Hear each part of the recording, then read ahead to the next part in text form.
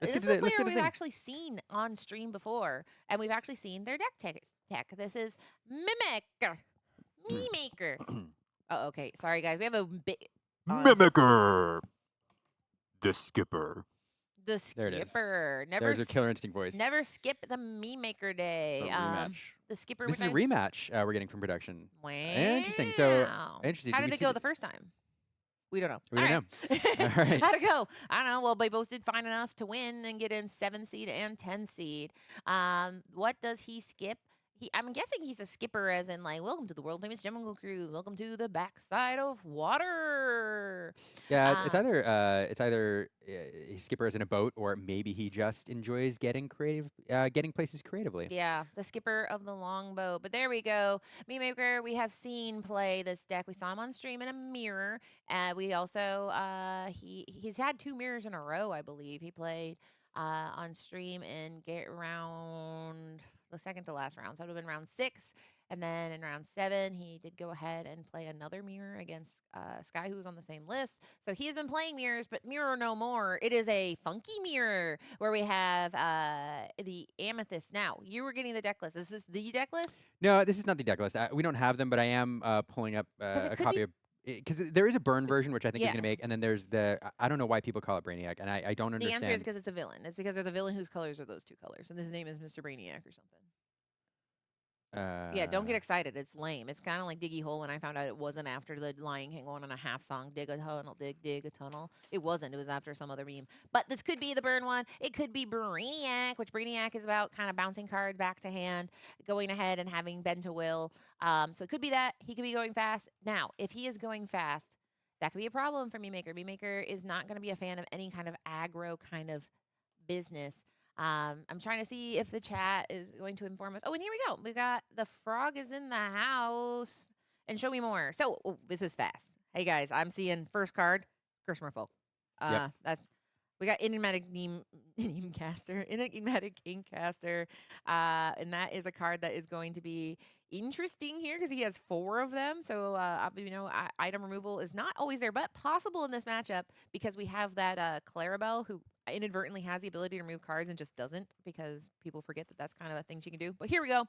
We are going to go take advantage of this new card we got. This is Webby Vanderquack, who is going to be trying to take advantage of the fact that Memaker wants to ink first and often. She comes in and she can quest on, rather shift on turn 2, double checking to see if she is in little list here.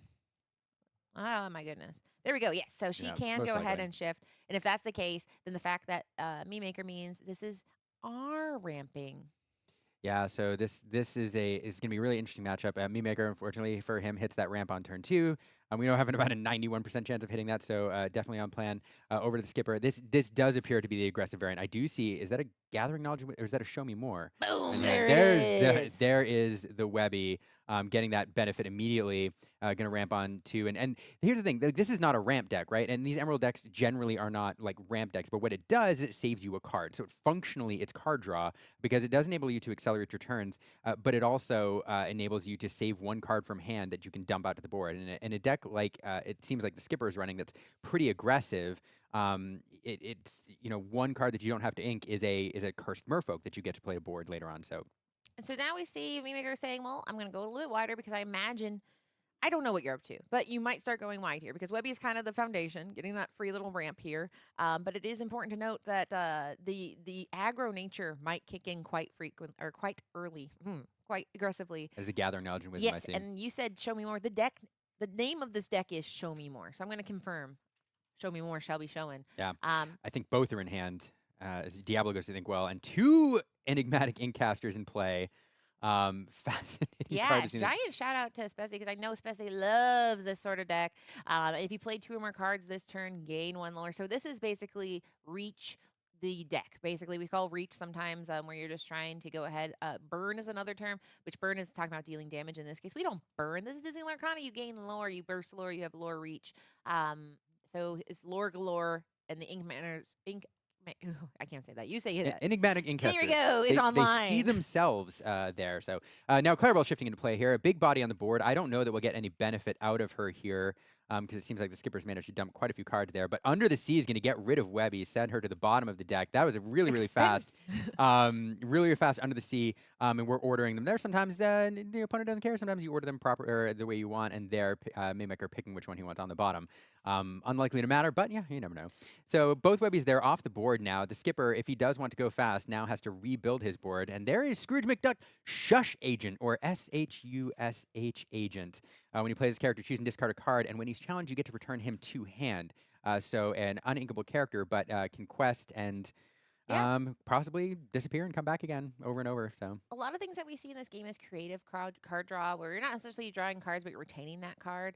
So this is a great way to say, listen, he is a 0-2. We shall lose him in battle. He shall fall in battle out there, but he can build back. And it goes so well with this enigmatic incaster. Now, Clarabelle is online, so he has to know that for every card is a punish. It's a good and a bad thing, right? You're getting kind of punished for being greedy with cards. So he has this time clock here where he needs to go as fast as possible, because the more tools that Memaker sees, the more brutal it'll be to get the lore you need. But you have coupons. That's true. Skipper playing Show Me More, allowing both players to draw 2 cards, refill the stand a little bit, gives them another card to play. And importantly, there were more than 2 cards played that turn, 3 cards, in fact, enabling the Skipper to gain 2 lore off that enigmatic incaster. And basically what this means, as long as he can draw a couple cards per turn with cards like Show Me More, there is a clock ticking right now. Enigmatic Incaster is being 2 lore a turn.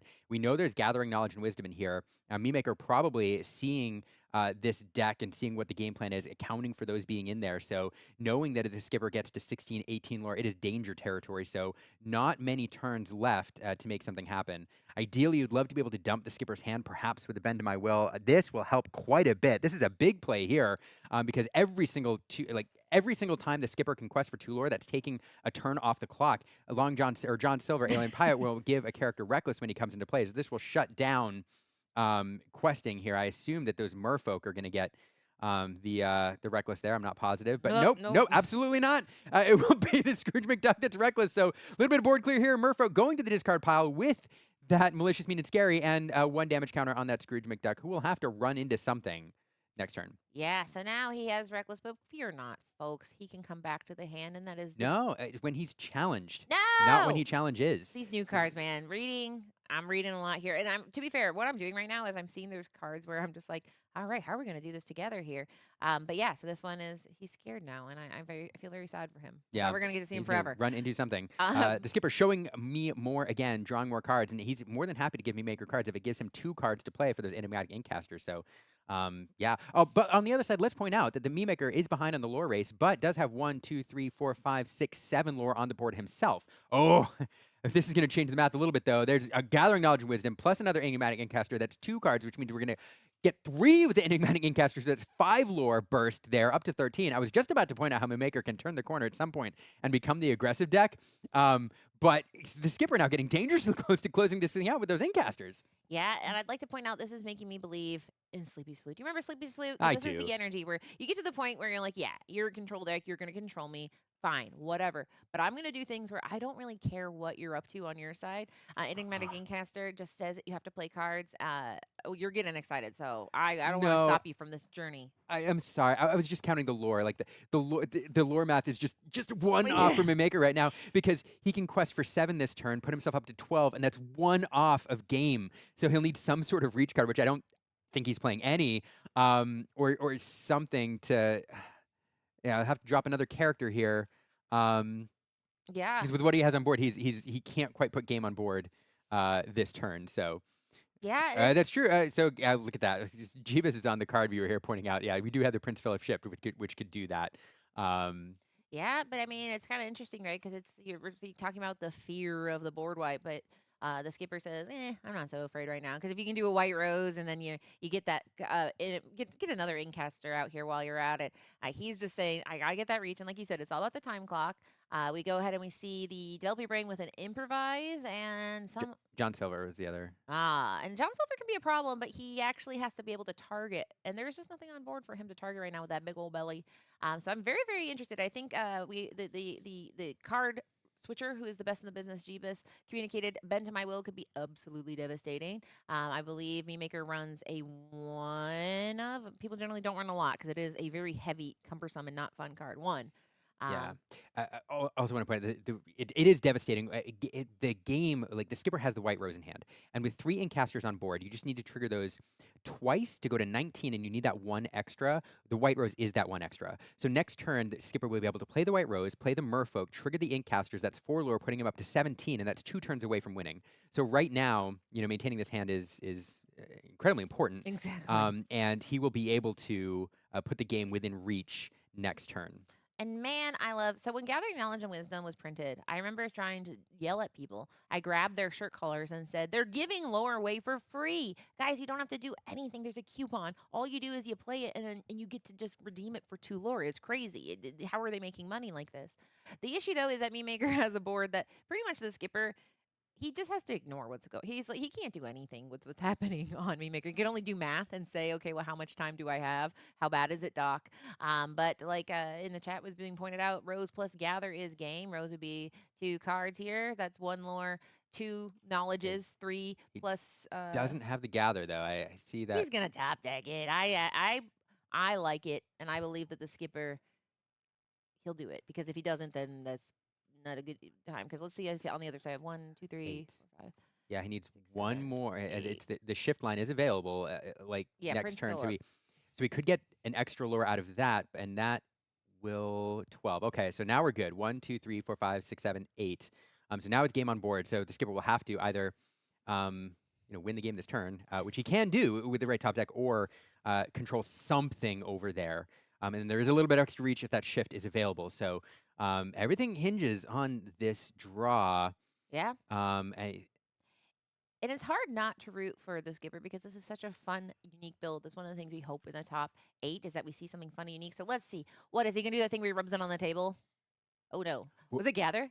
It was. Oh my Was goodness. it? Yeah, that was gathering knowledge and wisdom. So You now is he gonna do it? was it? Oh my goodness! Was it really? It One, is. 1, 2, 3, 4, 5, 6. Believe me. 1, 2, 3. So that's 1 lord here. He's gonna go We're- ahead and gather some knowledge gonna- and wisdom, go to 16, and then 16. Wait, that's not enough though. It's not enough.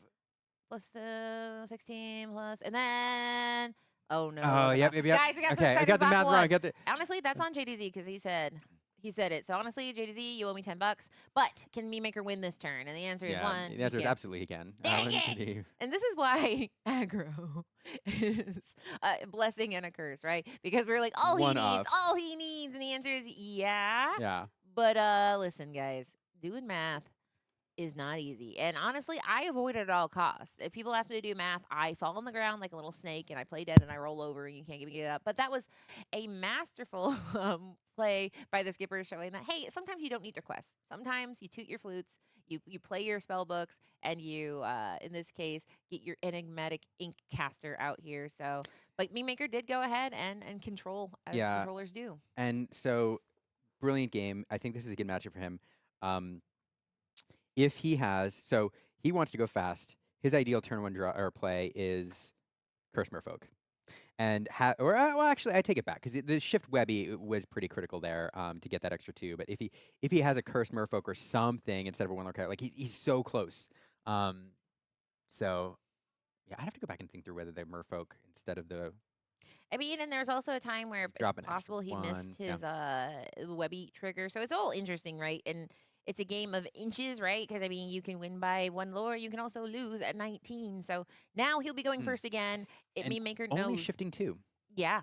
So I'm very, very, very interested to see how this one goes. He was able to get out 3 enigmatic incasters, which is a lot. I mean, in any game, if you're able to get out 3 of 1 card, it's just not always possible, especially in a game that goes this fast. So and another point that Zerfin pointed out, so we talk about items being good in this game because there's not a lot of item removal, but there is accidental item removal in the form of Clarabelle, Clumsy Guest. It is a card we don't normally use, and also You're Welcome is a card. So it's one of those things where these 2 cards are not in the deck for item removal tradition. They're not. They're not. They're not. That's not what they're for, but you can use it because Clarabelle, you just have to pay 3 ink and you're able to remove an item, and 1 for her coming into play, and then 2 for the ability, and then You're Welcome, which also pairs quite well with the Clarabelle light on her hoofs. So it's one of those things where there could be some accidental interactions, but here we go. Honey Marin going right down into the inkwell. How fast we going today, folks? I see a cursed merfolk. We're going fast.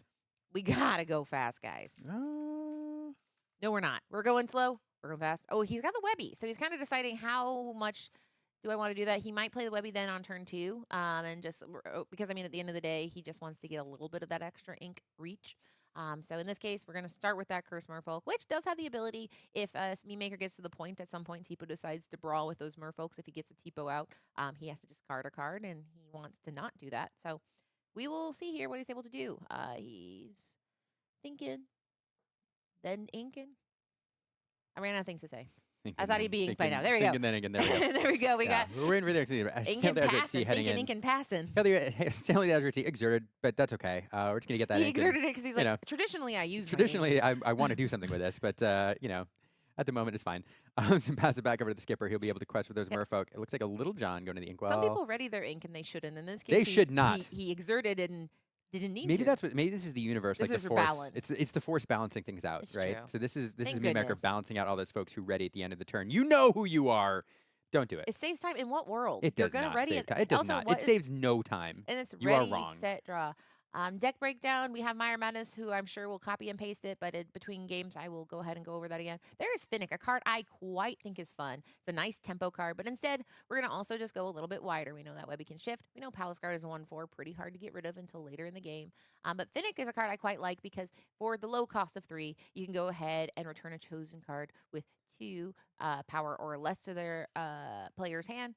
It's pretty fun. Not necessarily great in this matchup. It can be good if you're trying to keep them off lethal. Nice tempo play here. And there is that Tipo on too. We know him. We love him. And we are going to do a little bit of ramping here. And now that Webby can shift and quest and take advantage of the ability on her legendary card. Yeah, and he does. So Tipo, great to have that versus the Azurite Sea as the ramp here. You want it to deal with those Merfolk and any other aggressive cards he can deal with. The downside is, I mean, he does ink from your hand, and with the Merfolk in play, it does start to put a little bit of hand pressure on you. In this scenario. Yeah. You do have the extra card before you get the draw, but still, it is something to consider.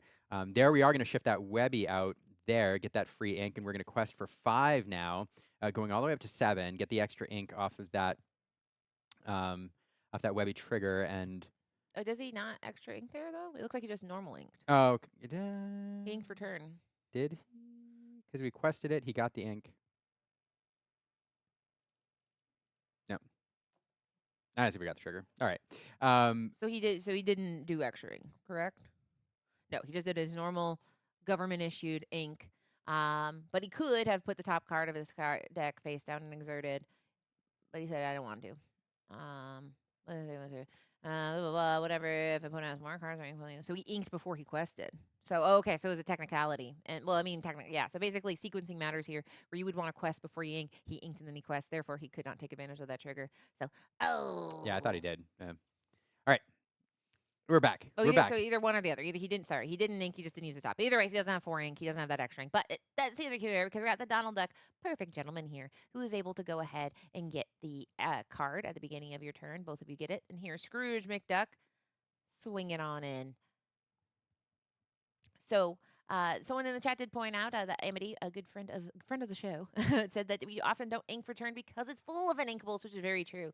It is a very uninkable deck. It's trying to operate on the margins, and here's why it's okay, because we're going to be able to get this Amethyst Chromicon online, which says, don't worry, we are going to be drawing cards. We are together. Yeah. Each player can draw a card, and scary. Like I said, giving Memaker cards, I don't love. I don't want to have a single card, but you have to in order to stay in the game if you're the skipper. I think that's perfectly fine, and I honestly think Memaker is perfectly fine with that. The skipper's perfectly fine with that perfect gentleman also giving him cards. The skipper at this point in the game, he has 5 ink. He's going to have 6 soon, and every time he top decks Gathering Knowledge and Wisdom, or if he can get a hidden Incaster, like that's instant lore every single turn. He's already at 10. And at this point, unless a Bend to My Will crushes his hand, and even then, with the Chromicon and with the Perfect Gentleman, he can draw 2 cards per turn. So I think the skipper is very, very happy with this board state and this game state right now. Plenty of lore on the board. This is I don't know, it's a tough spot to be in for Memaker, I think. Yeah, and it's one of those things where, I just get scared seeing cards in Memaker's hand, because now we do have the first part of the puzzle, which is Donald, who can sing. The problem is that we got to get much higher if we want to do board wipes. Now, that being said, he has lots of characters that are able to challenge in pretty freely into some of these kind of smaller bodied characters on the board. So he just needs to stay the course. Vision of the Future allows him to go ahead and dig 5 cards deep, pick one that he thinks is best, and go ahead and take that into his hand. Does leave him a little light on ink, so I'm assuming he might want generally maybe a possibly more ramp here, another Tipo, another Sailor, something to get better answers so he can challenge it. But as we've seen, the skipper can go so fast. It's pretty much he has Yeah. to have an answer almost immediately, or he will let it run away from him. Well, at some point, the board wipe doesn't even matter. Yes.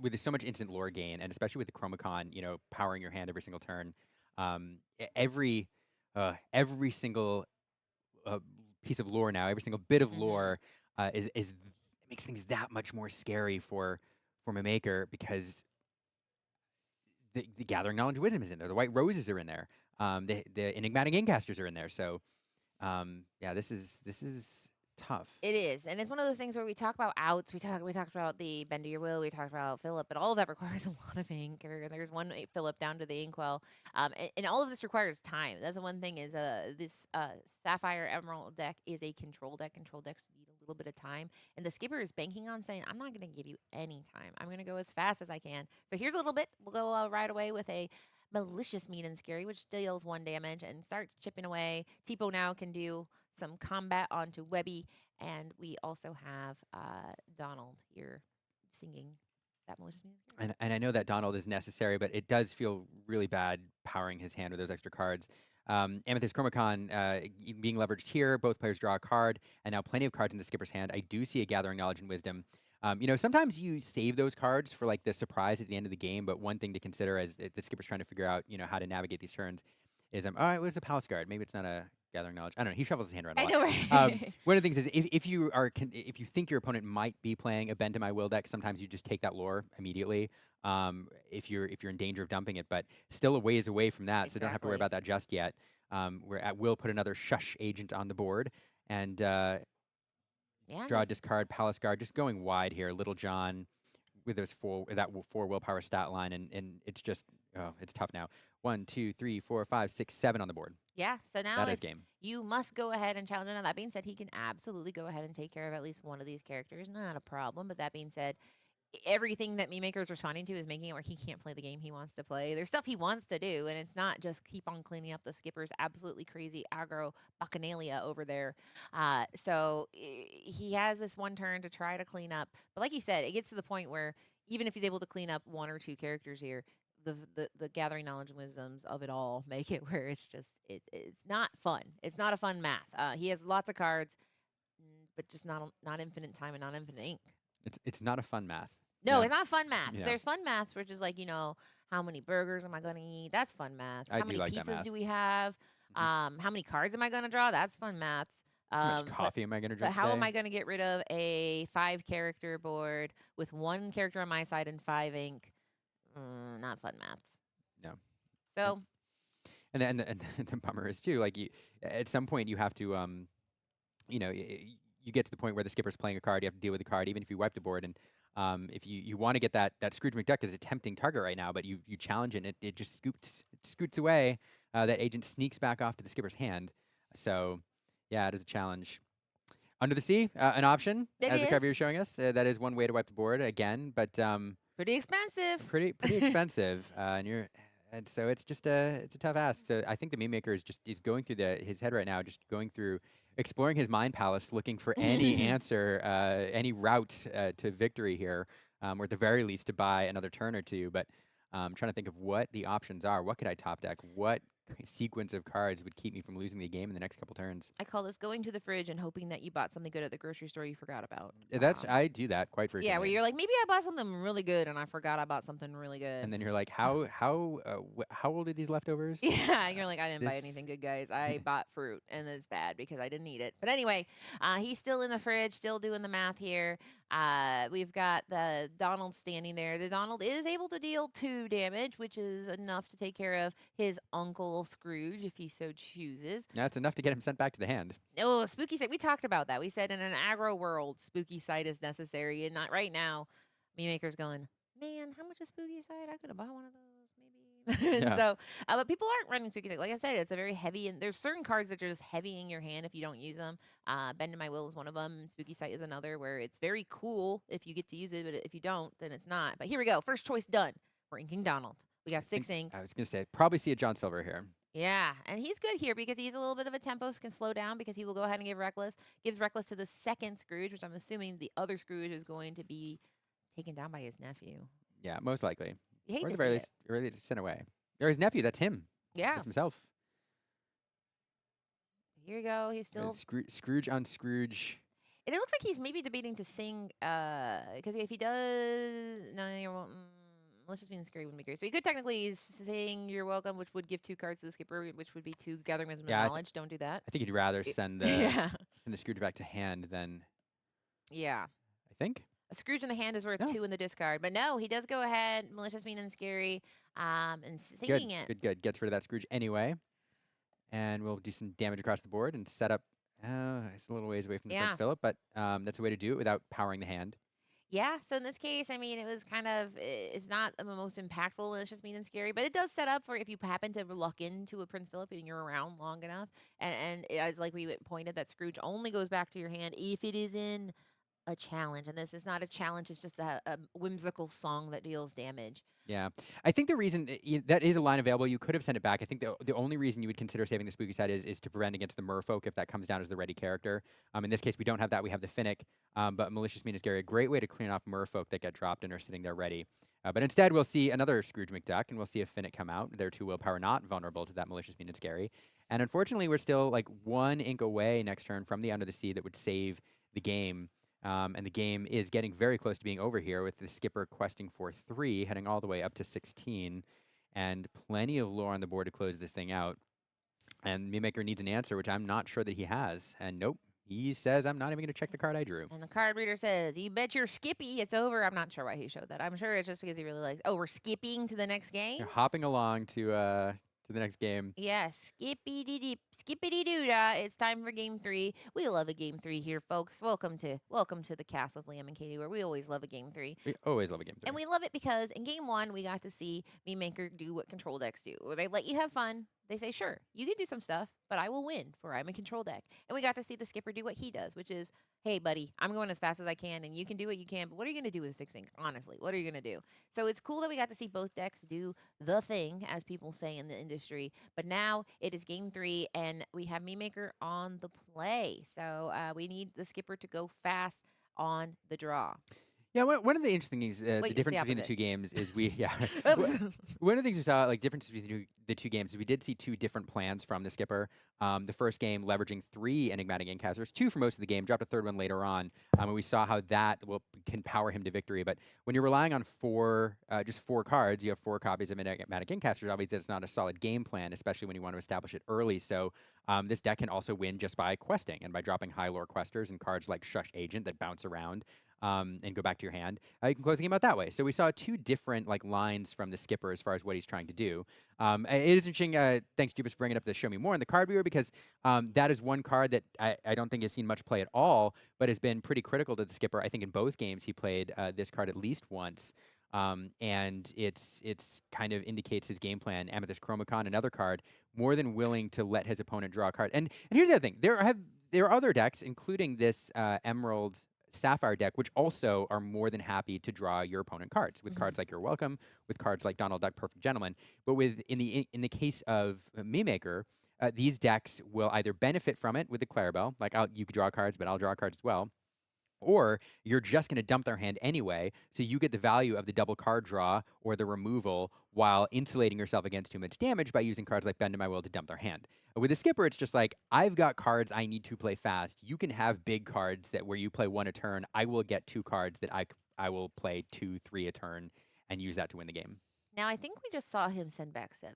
Oh, did we? I think so. You know what that means? No ramp. No ramp. You got the ramp cramp. Yeah. Where were you when you get ramp cramps? Yeah. Now, that being said, you said it's like 97.6% likely. It's 91, I believe. Yeah. And So if you run the 1 jump as the 9th, it puts it up to like 93 something percent.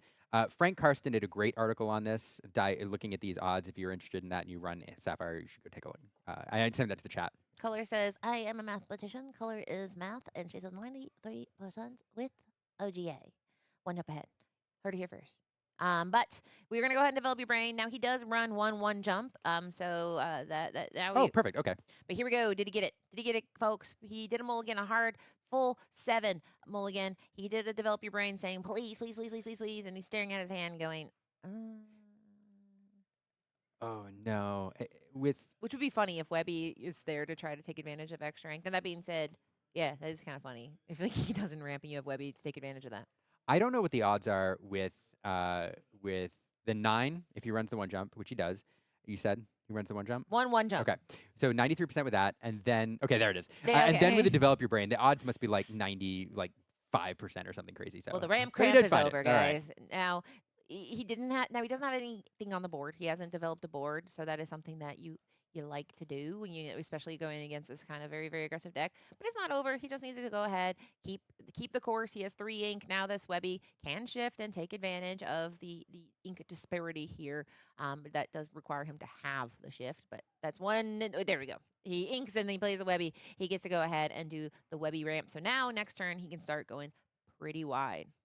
This feels pretty good so far. I mean, Azurite Sea is not the ideal card when you're playing an aggressive deck. You want that TPO instead. So the Skipper feeling pretty good, getting that extra ink right now. We'll see if he has the wide cards to follow it up. I'm trying to, as he's going really, really fast. There's a Honey Marin in there. There's a Little John.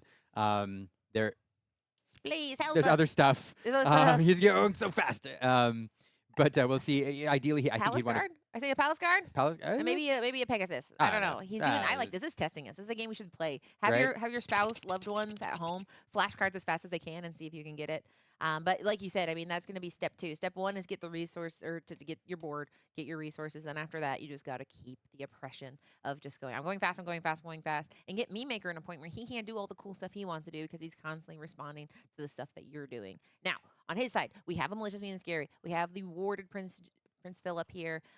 So he can go ahead and start developing his board, but instead he's going to do a little vision of the future. Yeah, just looking for something. And this is the downside. Like, when you don't find that ramp on turn 1 and you have to shift a full 7, obviously you can't curate your hand at all, and you're left stuck with whatever the 7 you draw is. You find the ramp, which is great, but you don't have your turn 1 necessarily, and then you also perhaps draw into a really awkward hand. And we're seeing that here with Memaker having to spend a turn, visioning, looking for what he needs in order to establish some sort of board presence in order to get his game plan going. So, yeah, a bit of an awkward start for Memaker. But fortunately, the Webby line is great, getting that extra lore out.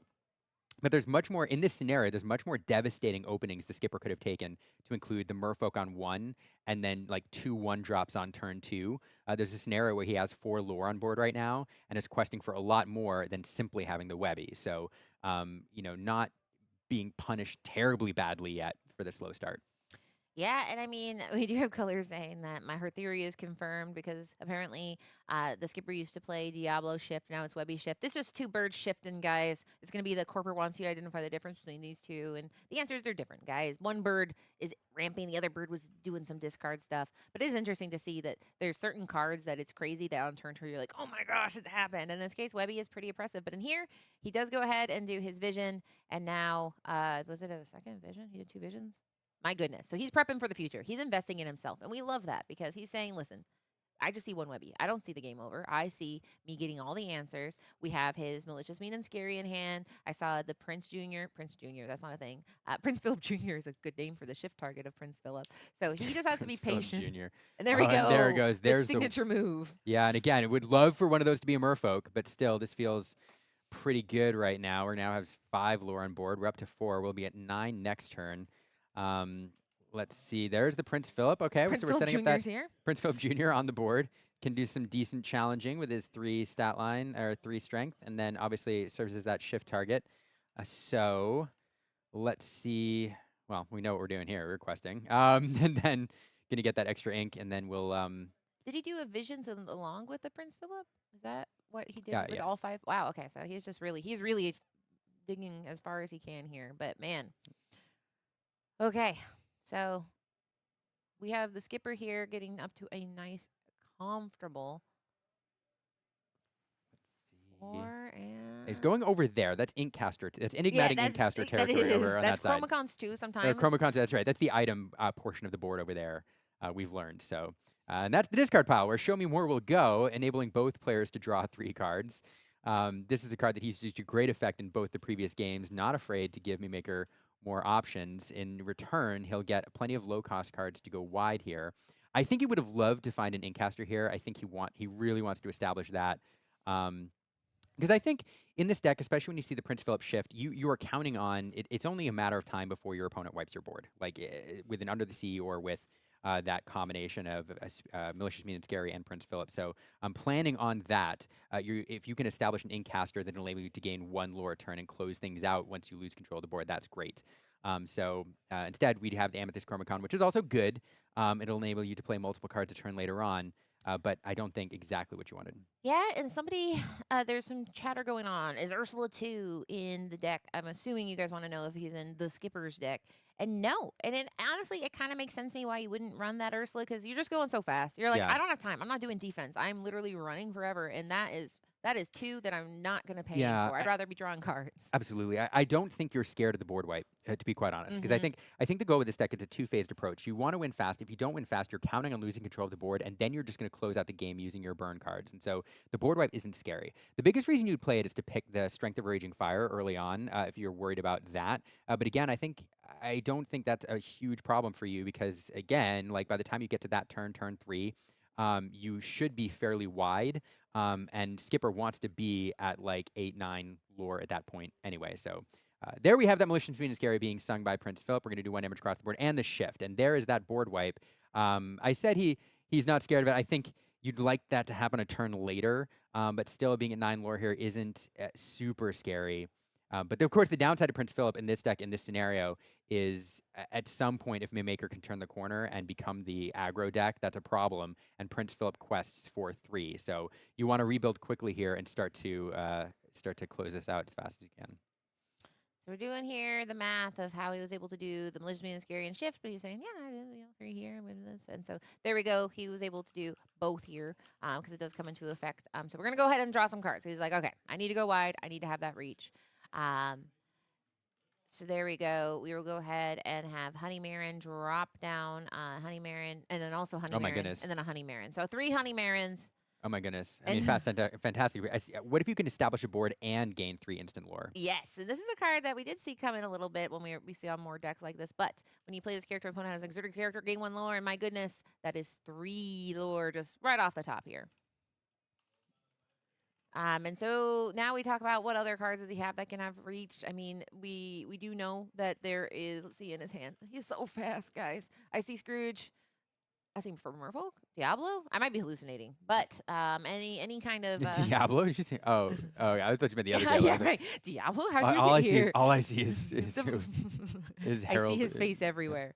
So yeah, and then we know that White Rose. There's lots of options he has, and unfortunately, Memaker he can do board wipes, but he can't board wipe forever. It's impossible. He can't. No, probably not. But Probably not. But at he this can double shift. That is something technically he could do. But so at this point, a bend to my will would be devastating. Yes. If Memaker is running that, is running a single bend a to my single will. bend to my will. That would the board wipe followed by the bend to my will would be awful. Skipper with a Chromacon still, can power his way to victory. But okay, so we won't see that. Instead, we'll see. Yeah, there we Clairville. go. But we will see Clairville used in a way that she doesn't always get to work, right? That is true. She got to destroy an item. Good job for you, banishing an item. You don't normally do it. Normally, you just spill your apples. And there is a Belle of the Ball, which not actually Belle of the Ball. It's Cinderella, who is dream come true, going ahead and using her ability where if you play a princess, she's a princess. And there we go, under the sea. So much is happening. Singing under the sea. Everything happened that turn. Fortunately, the skipper, he still has his hand. And if Prince Philip is singing under the sea, which is pretty devastating, he's also not questing for 3, though. Exactly. And that really important in this scenario. So the skipper 8 cards away, 8 lore away. That's 8. That's Yeah. 8. 8. I had a thought that it did not fully form there. No, Sometimes I get so excited, my brain 21 runs my is- mouth runs in my brain. I know, right? You keep drinking that What- little coffee drink. Okay, you were fired. Now I was. Wait, what's that line from The Office? Steve Carell's like. sometimes I start talking and yeah, I don't know where I I'm hope, going. I hope to find it along the way. Yeah, right. No, I've done that with Cassie. I'm like, oh no, Katie, Yeah. keep going. But here we go. He has access to a lot of ink, several cards. He lost his Chromacon in the battle, but he just needs to keep replenishing. Yep. I love when that happens when you get rid of something and they're like, well, He was Chroma off. Now he's Chroma on again. off With again. that Amethyst Chroma coming into play. And I think an Enigmatic Incaster as well. That's really good right now. That is. Very much wants to establish that. That's already going to be one lore off the Incaster because he's already played 2 cards. So that's up to 13 right now, and the clock is ticking here for Memaker. Exactly. And I mean, this is something where once you get these cards like the Animatic Ecocaster, you know you've entered control territory. It's scary in control territory, but you say, well, all I have to do is play cards. As long as I have the ability to play cards, I can get value off this Incaster. I can get value off of Gathering Knowledge and Wisdom. I don't see it, but I To see show me more. I show me think. more. Show me more coupons for lore, which is which is Gathering Wisdom and Knowledge. So here we go. He is at 13. So it wasn't a huge turn, but it did set up for, an investment. So Every lore here is powerful. That enigmatic Incaster is huge right now. mhm. And so I think, Mimicker wants to have, I think a John Silver here would be wonderful at this point. Not only does it shut down one of those characters, but it also establishes a 2 lore quester. And Mimicker has to think about, he has to establish bodies while controlling the board to be able to turn the corner and become the beatdown here. The clock is literally ticking with that enigmatic Incaster down there. And he just has to find answer after answer. So John Silver, I think, would be a great play here. And we'll see if there's any others that he has. Yeah, I mean, TikTok. TikTok, TikTok. My goodness. Jebas with the jokes.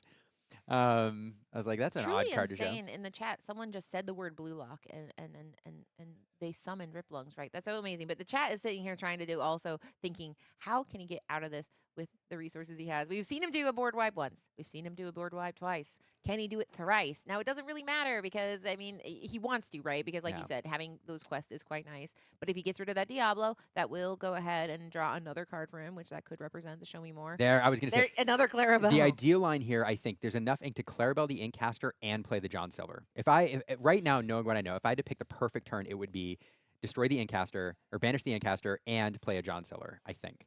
And he said, I'll do one. Can I Yeah. do both? We shall see. But somebody did ask, how many Under the Sea? 2. So we are seeing 50% of the Under the Seas on the board at this time. But yeah, so there we got that Clarabelle saying, listen, I see what you're doing. I don't like it at all. Now, what's the next part of it? And he's been using a lot of cards. It's important to note that he has been using a lot. Using a lot of cards. Yeah, that's true. He has been using a spectacular amount of cards to do what he needs to do. Yeah. Let's see. John Silver made idea, and the reason John Silver is so good, it's not just about removing. I feel like I'm beating a dead horse at this point. Not but- Philip's horse. But whose name is Samson. Samson. Fun Oh fact. yeah, you never answered Yeah, that. You does- asked me, but then I was like, I don't care to know. Does not have his own card yet. I feel like so. The big reason that John Silver is so important again is because Memaker needs to turn the corner, and doing control is great, but getting another 2 lore quester on board is also is very, very important. Here comes another Cinderella that is will allow him to look for the cards he needs. John Silver again, is super important. And here he is gathering 5 lore, trying to set up exactly that. So 1, 2, 3, 4, 5, 6, 7 on board. That is a 2-turn clock there, but things look pretty scary. Staring at an opponent with the tools that let me see Skipper it. has at his disposal to close down this game. All right. And I think Skipper can he win the game on this turn Well, with the right draw? Because he has the Show Me More. So with the Chromacon is going to get another card. So we quest for 2 up to 15. 15, 2 knowledge and wisdom. There's the Show Me More. Wouldn't quite do it. all right. Well, Not any of the yeah. burn he needs. You need something to get you to 16 at the very least. You'd love to go to 16 this turn. Yeah, we've seen some spectacular turns. Like the triple Honey Marin was fantastic, but that's done. We saw the Gathering Wisdom and Knowledge, but it doesn't look like he has these bursty cards. So he can go wide, but the issue with going wide is he is in that precarious position where we do know there is one more Under the Sea out there. How wide do you go, knowing that there is? To be honest, as wide as possible. Yeah, I mean, Go if as you wide can't, as possible. yeah, because I mean, it's one of those things you got to make him have it, and make him have it is a little. Yeah, Scary. because if he doesn't, every character that's challenging is not questing. So you go as wide as possible. The thing is, like, you have to play to your outs, and one of the reasons why establishing one more lore here is pretty critical is because even though it is a small out, you have the ink to play 2 Gathering Knowledge and Wisdoms next turn. That is probably the biggest stretch you can make. Finnecker coming down going to bounce that So Kick Cloud Kicker left rotation. Everyone's like, oh, we Yeah. lost Kick Cloud Kicker, and then they gave us Finnick, and it was Finnick like, Cloud okay, it's only Kicker. a little baby Cloud Finnick- Kicker who can't yeah. sing as well, um, but okay. So what we've set up here, we have 3 lore on the board. That is 1 Gathering Knowledge and Wisdom away if they all stick. They will not. No. Spoiler: those cards will not be there at the start of next turn. But the question is, how efficiently can Memaker do it while pushing his lore total enough to get within striking distance? So let's see what the answer is. Yeah, and I don't believe he's played any Gathering Wisdom and Knowledge, but they do run 4. So, I mean, it could be the next 4 cards are Gathering Wisdom and Knowledge. So if these Chromacons stay in the hand, we might get to. I mean, he can't win this turn. Memaker cannot win this turn. So really, it's just this issue of making sure that he uses his cards. He doesn't. He has to get rid of Diablo because he doesn't want him to quest, but he doesn't want to give him a card. Yeah. So if you have a Hades, and I think he does run a Hades, you could technically Hades the Diablo. But yeah, he has to. But that is very expensive, and so he's just looking at his ink. He has a total of 10 ink here. So Knowledge and Wisdom is 3, right? So 3, 3, 6, and then 2. 2. I'm sorry, is it 2? It's 2 ink for Knowledge and Wisdom. It's my favorite card. Yeah, Yes. favorite card. Clearly, I know the cards. So the question is, 2. You're right. Woo! So the 2, 2, 2, and then you need that extra lore. So any another Inkcaster would do it. There's plenty that would do it, and you have the Chromacon. So there's plenty of outs, but you need the Inkcaster. You need the Knowledge and Wisdom because of the 2. Yes. And then do you have enough with only 1? So you have the White Rose, you have the Enigmatic Inkcaster, you have a Honey Marin. So 1, 2, Honey Marin. We only have 1 left. 1, 2. This is public math. It's terrible. Public math. 1, 2 with Gathering I do Knowledge. my math privately. That's why I stopped talking. 1, 2 with the Inkcaster, and that gets you close. But you really want this Finnick to stick around. I think that's the Finnick, please. I mean, he's got so many cards. That's one of the most scary things against a control deck is when they do this. When they're looking at their cards and they're counting. So you're like, what are you doing over there? And so one thing I did mention, you are allowed to double shift. It's kind of a funky thing, but you can technically double shift if you're low on ink. So that is one thing you could do is double shift on the friend's villa. I mean, it's something scary, but I mean, none of it's a perfect answer because you're trying to get as much value as possible. So I'm interested. He just went ahead. We did some ink in here. and Under the Sea would feel very, very bad here. For 2 reasons. 1, it gets rid of the Finnick. 2, like you're drawing towards this very, very narrow out that you have potentially, and you really want that card off the Diablo. So Clarabelle shifting in here. She can sing. She can quest for 2. I don't know that we'll benefit much from the hand aspect of her, from the card draw aspect of her ability there. Oh my goodness, I don't know. This is fun. I could live in this moment right here, trying to explore the ways out. I know, and that's the thing is, I mean, we see Jonathan Williams, who's another top 16 player, undefeated in Swiss, standing there and doing the same thing and going, where are we going to take this? And we are shifting the Clarabelle here. Now you don't get double the Clarabelle triggers. As if there's 2 Clarabelles, you just get her fill your hand to the size. But card draw doesn't seem like it's the issue, but it does give you a bigger, beefy bovine that can quest and challenge as needed. Yep, and you're putting, so that was an extra 2 lore that he just established on the board. So it went from 1, 2, 3, 4, 5, 6 lore on board to 8 lore on board. 6 lore on board puts you at 11. It doesn't put you game on board without some shift, some reach. Now this puts game on, with a full quest, this puts game on board, and it forces the skipper to have the answers. But you will want to remove both those exerted characters. So even though you got that extra lore out of them, you're going to use some of those characters, unless you're going to sing. You're going to use some of your characters because you spend all your ink to deal with those characters. I don't know on if the you skipper guys, side, you guys so- can't see this, but little smoke is coming out of Liam's ears right now as he is talking, trying to Is do it all the- this. it is the Under the Sea. Okay. Okay. That is huge for him right now. It is. Now, having to sing it does not feel good because now you're 1, 2, 3, 4, 5, 6, 7, 8. Now the game is not on board there, but getting it. This game comes down to a single card at times, and getting that Diablo off the board without the card draw could be the difference. Exactly. So managing to clear the board, but not threatening game on board right now is pretty significant. We're going to get extra 2 cards with the Amethyst Chromacon, so now the skipper has plenty of stuff to deal with. I did see it show me more there if you want to leverage that as well. And this is, you really need those burn cards. So there's that Scrooge McDuck. It looks like he did draw Knowledge and Wisdom. Okay, so that's 1 Knowledge and Wisdom off the top. That's going to be up to 17. hopefully there's another burn card there for him. Yeah, I mean, You can show me more because I don't think he's inked yet. So you can show me more. Try to find another knowledge and wisdom. Go up to 19, and then leave something on the board, and then you're drawing next turn and just hope. So what does Memaker have to close things out? He's already shifted the Clarabelles. he says, No, "Let it's me draw more another cards." Chromacon. I'm gonna look again. Oh, is Was it it? gathering? Oh, No. and it's a rose. Is It's it a rose? rose. Well, that's why rose without a rose by any other name. I don't know. But It either way, smells just as sweet. yeah, he's gonna get 2 lore here. He can't do both though. That's the problem. He can go ahead and do gathering knowledge and wisdom. He can do the rose. In this case, he does Finnick, doing a little bit of tempo, which shows some restraint. Yeah. And then a Diablo. So basically, he's Okay. investing and saying, I can keep gathering with knowledge and wisdom. Yeah, I don't get a quest this turn, but you're not going to win next turn. You Oh get my pretty goodness, close to this it, is though. so wild. Like bend to my will here. A bend to my will here would be absolutely brutal. Yes. Absolutely brutal. Yeah. So now is a moment of, like you said, what does he have? And we mentioned before, he has 1 bend to my will.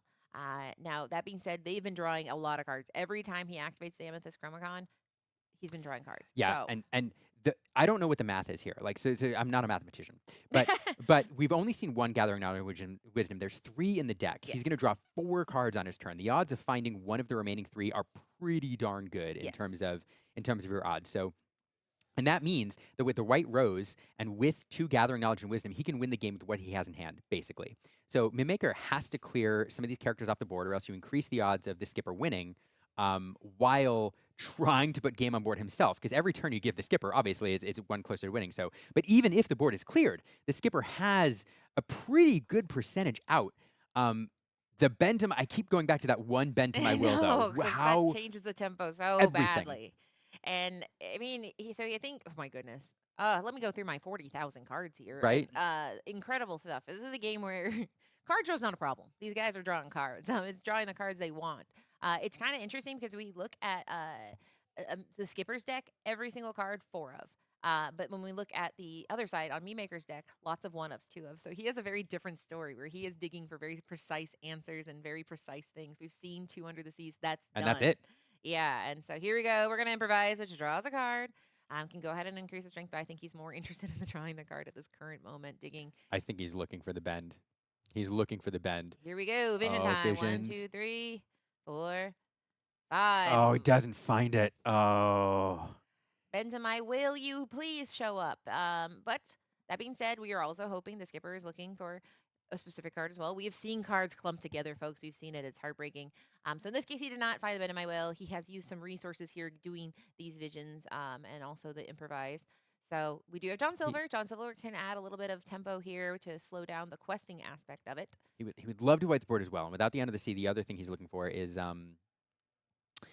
the so here's the thing. Bend to my will would be devastating, but if he leaves the board up as well, then all the skipper needs to do is have 4 cards to find 1 burn card, and that also feels bad. So he's also looking for the board wipe, that combination. He has another visions now, and with Malicious Phoenix Carry being able to be sung, and with the shift, you can shift on a shift, like he can look again for that Prince Philip. So love to bend to my will, but need to clear this board, and he has another visions to find that card, that last piece that he needs.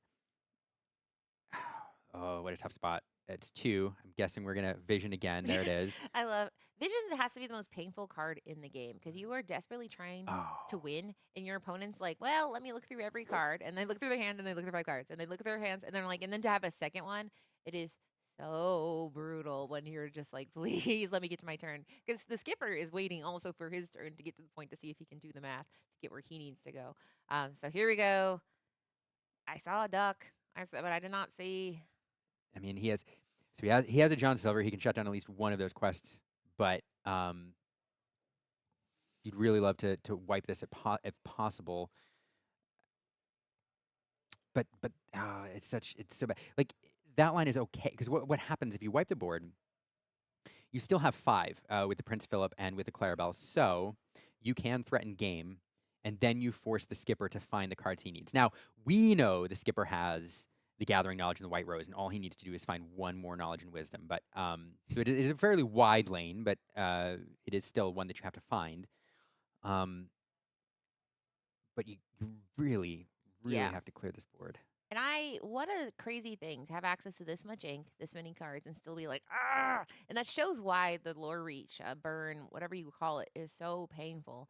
Is because you're truly in a position. So here we go. He went to go play Basil and said, oh, wait, sorry. And then we go ahead and ink. You're welcome. And I imagine now we'll go ahead. Basil can bounce a card back to hand. So in this case, he will go ahead and decide between the three of these little guys. Picking the Scrooge McDuck right back to hand, and then just questing. He ran out of stuff to Ah. do. And now with that, we know, and the skipper knows, he has game in hand. Yes. That's it. Without the board clear, that is it. And we're going to see an Wow. Amethyst Emerald deck power into the top 8. It's this burn variant. This is Yes. not the Brainiac Not one that everybody Brainiac. keeps If- talking if about. you call it Brainiac, and you're wrong. as an Emerald Amethyst fan, I'm excited. Great game, great day, a great performance by Memaker. We saw him on stream yesterday, an outstanding performance, but running into this very aggressive burn version of Amethyst Emerald. And I'm willing to bet that some people going into set champs and playing in events in the near future are taking a look at this and wondering, can I assemble this? Because it looks, I don't know, to me it looks kind of fun. I say do it. If you're gonna win fast, guys. You got to quest fast, banish young. Good Illumineers do it. But here we go.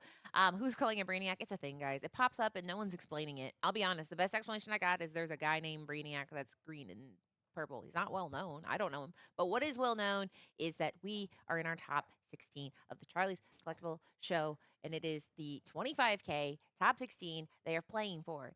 First place, $7,000. First place also gets an invitation to Nationals, a CCQ. So we just got to see the skipper go ahead and get 1 inch closer. Also locking in another promo. All the top 16, they got a promo of Mulan. Now, if you make it to the top 8, you get a Simba. And then, so then you're playing next to the Elsa. So there's lots of exciting things. This is things very exciting. Every match matters. This is when the match matters quite a lot. Because you win, you go forward. You lose, you got to go. Yeah. This deck is really fun. It's an aggro deck. It's not a mid-range deck because it doesn't have really the tools to give it that bit of control. It does have the Finnick that is a tempo play, but it really is not. It's not a mid-range deck the same way that the old Amethyst Emerald. Sorry, I'm stuck on this game. That the Amethyst Emerald tempo decks are. But it is not straight aggro. It has a two-phased approach as these decks always did. One is gather a lot of lore quickly. And perhaps hit the ramp with a Webby.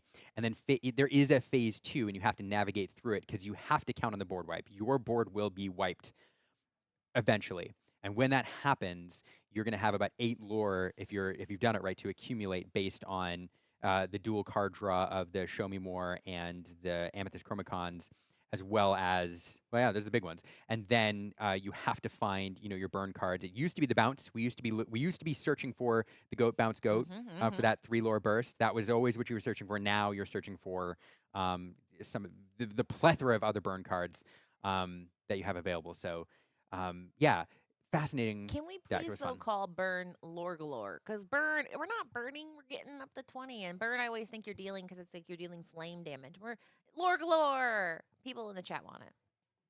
They don't. Fine, whatever. Well, I call it lore burst. Lore burst? Bursting? Zipping? Lore zipping. Zipping and zapping? We'll work on it. We'll workshop it. Inkgrow. I don't like that. Burst is the best. Burst is fine. Yeah. Lore galore apparently was not. I can't.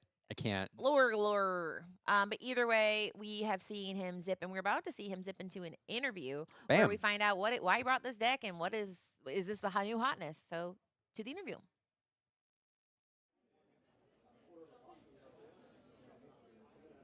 Good afternoon, Illumineers. This is Jatana, and I am here with Jake, also known as TheSkipper, who we just seen won against Memaker again. Yes, very good opponent. Yes.